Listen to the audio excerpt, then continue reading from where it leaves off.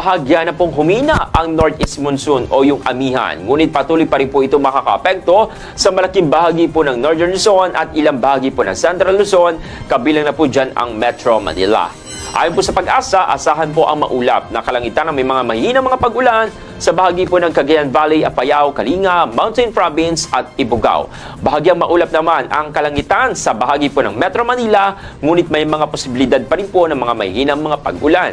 Samantala, dahil pa rin po sa umiiral na shoreline, may posibilidad pa rin po ng mga pag-ulan na maaaring magdulot ng pagbaha at pagguho ng lupa sa bahagi naman po ng Isabela, Aurora, Quezon, Rizal, Laguna at bahagi rin po ng Camarines Norte. Samantala, dito naman po sa parte ng Visayas at Mindanao, maulap na papawin ay mga kasamang mga biglaang pag-ulan ang inaasahan pa rin po yan dulot naman po ng umiiral na easterlies. Pinapayuhan naman po ang mga residente sa mga nabanggit na lugar na mag-ingat lalo na sa mga lugar na mataas ang banta ng pagbaha at landslide.